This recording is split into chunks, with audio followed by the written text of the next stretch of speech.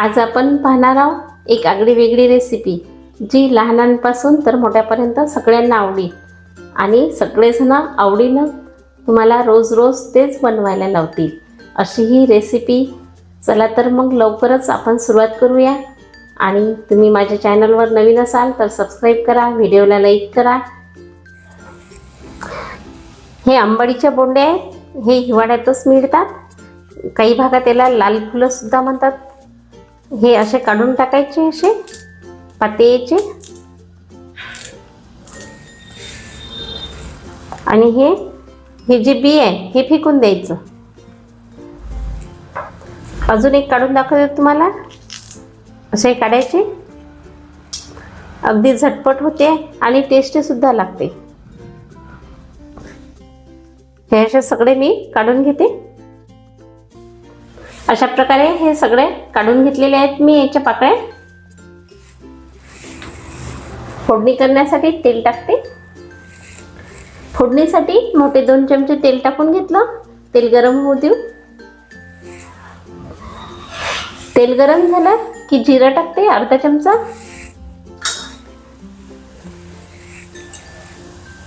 जिरं छान फुलू द्यायचं। जिरं बघा तुम्ही फुललेलं आहे। आता हे लसूण आणि अद्रकचे पेस्ट केलेले आहे, म्हणजे ठेचून घेतलेले आहे। मिक्स करून घेते। हे लसूण, जिरं आणि अद्रक छान झालेलं आहे। आता हे लाल बोंडे टाकून घेते, मिक्स करून घेते। काही भागात त्याला आंबाडीच्या बोंड्या म्हणतात, काही भागात त्याला आंबाडीचे लाल फुलं सुद्धा म्हणतात। आता याच्यात टाकते हळद, लाल तिखट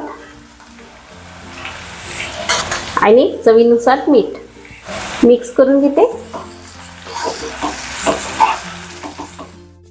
हे आंबाडीच्या बोंड्या आंबट असतात, म्हणून याच्यामध्ये मी साखर टाकून घेतली आणि मिक्स करून घेते। खूप छान लागते हे। याला आंबाडीची चटणी म्हणतात। आंबट, गोड, तिखट, चटपटीत मस्त लागते। केस गळती, खाड्याच्या वेदना किंवा रक्त जर तुमच्या शरीरात कमी असेल तर ह्या बोंड्या आवश्यक खा। खूप पौष्टिक असतात, म्हणजे आरोग्यासाठी एकदम चांगले आहे आणि हिवाळ्यातच मिळतात। त्यामुळे ही चटणी अशी तुम्ही करून बघा। माझी करण्याची पद्धत तुम्हाला जर आवडली असेल तर चॅनलला सबस्क्राइब करा, व्हिडिओला लाईक करा आणि शेअर करा। हे बघा आता होत आलेली आहे। अजून आपल्याला हे नरम होऊ द्यायचे आहे।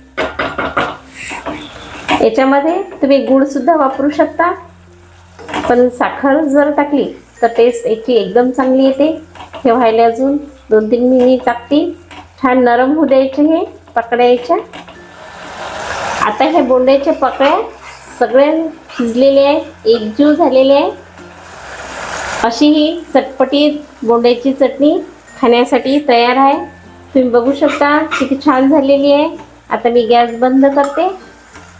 बघा तुम्हाला सगळ्यांना आवडेल अशी चटणी एक वेळ करून बघा आणि कमेंट्समध्ये मला सांगा की तुमची चटणी कशी बनली ते। अशी चटपटीत आंबाडीच्या बोंड्याची चटणी खाण्यासाठी तयार आहे।